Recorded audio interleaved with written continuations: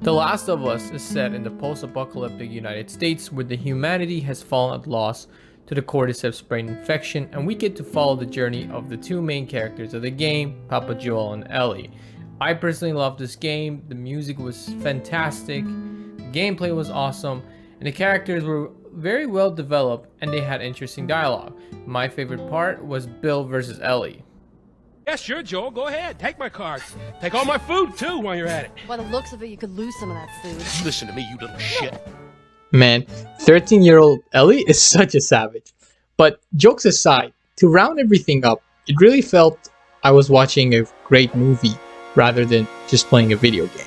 But there's one thing that really bugs me. You know, the true main star of this show is actually the Cordyceps. They're the main reason why everything has gone insane in this world. It's why Bill is the paranoid man that we see in the game, and it's also why David and James have become the cannibalistic freaks that they are. But the game gives us so little information about the Cordyceps, and it makes me wonder about a lot of things, such as where did it really come from, how does the Cordyceps cellular biology work, and can somebody tell me why it's a good idea to open Ellie's brain right off the bat? It might seem that we're helpless and we'll never get to know the truth, but you know what? We can actually answer some of these questions through the help of our very own medical science and knowledge. And in today's video, I would like us to dig down deep together and try to figure out about the possible origin of the Cordyceps brain infection. Believe me, it's pretty darn cool and educational when you look into this stuff. So welcome aboard, sit down, relax, and I hope you enjoyed this video. Before we begin, to mention a few housekeeping notes, when I say Cordyceps, I mean the one seen in the video game, and when I say unilateralis, I'm talking about the natural fungal Cordyceps species found on Earth, which is also the inspiration for the game developers. And by the way, lots of spoilers ahead if you haven't realized. When it comes to the origin of the Cordyceps, the game gives us some details about it. We know that the infection started sometime around the year 2013, in which the official outbreak day was set on September 26, 2013, and that is what we get to see in the very beginning of the gameplay.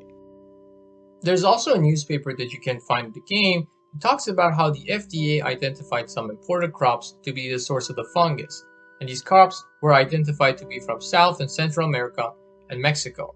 You might be curious why the origin was chosen to be that region, and that's just because the Cordyceps unilateralis species does reside in the tropical forests in South America, and probably through some mutation, these fungi started infecting normal crops grown in that area. Now, the first question to cover is how did the first people get exposed to the infection when there were no zombies? They could have either gotten exposed by either breathing in the spores, or they may have eaten the infected crops. I think that breathing the spores is the most likely initial source of exposure, as we see Joel always wearing a mask whenever those pesky spores are flying around, and that there's never really any concerns mentioned from anybody about eating infected food. Now let's focus on the origins of the Cordyceps. The scientists didn't have enough time to figure out much about the Cordyceps, as the outbreaks happened really fast. In order to understand this infection better, we need to first talk a bit about fungal infections. Fungal infections are not a major problem at all in our current world, and that is why you also never really hear about them on the news. The real troublemakers are those viruses and bacteria. But with that said, there are always exceptions in biology, and problematic fungal infections can sometimes happen. Well, do they happen a lot? Not really. Does it happen to a normal, healthy person? Also very unlikely. They're usually problematic in someone who has some sort of medical condition that's putting them at risk, such as a weakened immune system that can't fight back the fungus. So considering that we go from no bad fungal infections around to the sudden rise of a single fungal infection that wipes out most of humanity, it all seems very, very fishy in my opinion. And I think that the rise of these Cordyceps were probably a result of some sort of human intervention. Now hold on, before you jump and say that I'm wearing a tinfoil hat, allow me to explain myself. There's a couple of points that we need to consider in order to come to this conclusion. And to start it off, I want us to look at the game's inspiration, which is the original Cordyceps unilateralis species. The unilateralis species is found in the South American tropical forest. It doesn't affect every single ant that it finds in its way, but rather just a specific group of ants. They take control of the ant's brain, and then they make the infected ant move to somewhere where it's good for the fungi to grow. And also keep in mind that the infected ant does not go on to bite other ants in order to infect them. Now, if you try to infect a human brain cell with the Cordyceps unilateralis, it will most likely fail. And the reason being is that in order to be a successful infector of the brain, it has to do a couple things. First of all, it has to control the human brain, which is far more sophisticated than controlling the ant's brain. And as a result, it won't have the necessary tools and chemicals at its disposal. And another fact is that it needs to survive the host's immune response. The ant's immune response is much simpler than the human being's. The human's immune system is a very complex system comprised of many numerous cells designed to fight so many different organisms, and if this Cordyceps gets exposed to it, it'll probably not survive at all. So as we can see, in Last of Us, we got this new Cordyceps that's very complicated, which can successfully survive the human's immune response and also be able to manipulate human behavior, which is far more complicated than manipulating an ant's behavior.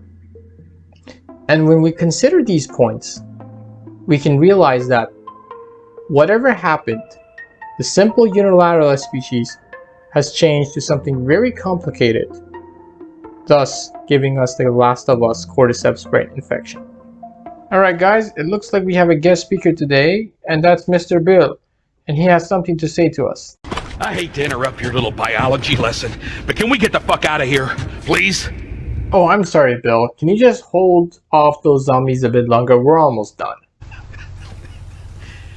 You ain't gonna make it. Alright guys, I better speed things up before Bill blows my head off.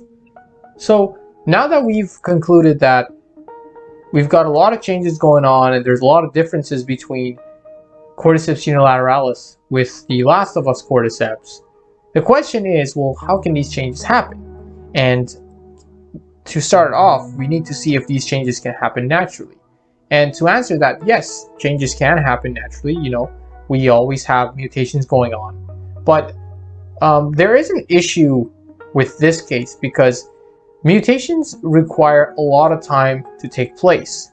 And especially when we're dealing with funguses, they're not really fast at mutating in comparison to, let's say, bacteria or viruses. They're pretty slow.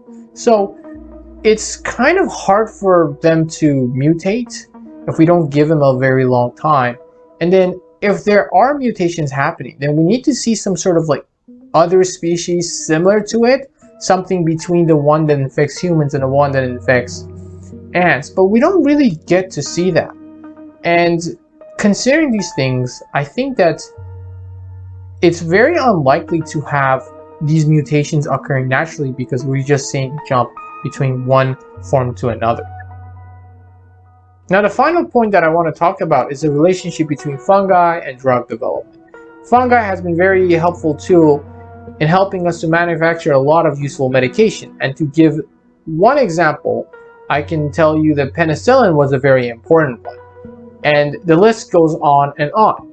Now, also in the Cordyceps group of fungus, there's a chemical known as polyketides in them, which also have a lot of history of being developed into numerous medications. Now, when I consider this, that, you know, we also have the pharmaceutical industry that does a lot of research on fungi, it does open things up to considering that, you know, maybe in Last of Us, some pharma company was dealing with Cordyceps, which then something kind of went wrong in the research and which led to what we see happen in the game.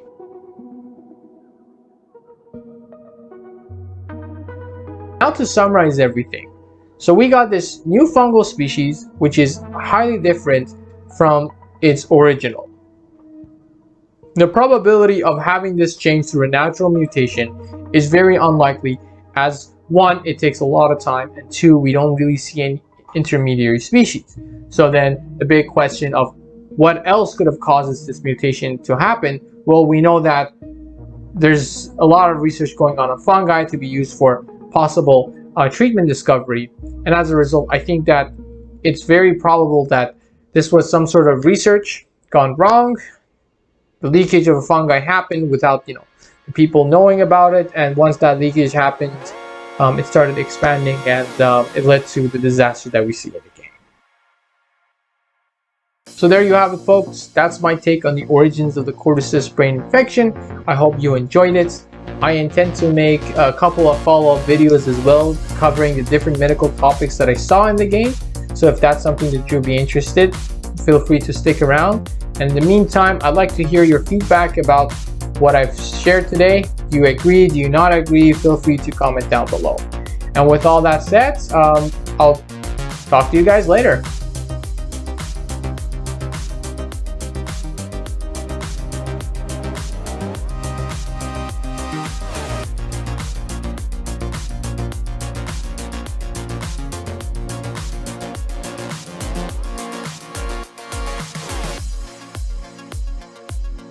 Blood-brain barrier, and most likely it's adapted to build some enzyme which then can break it through, and then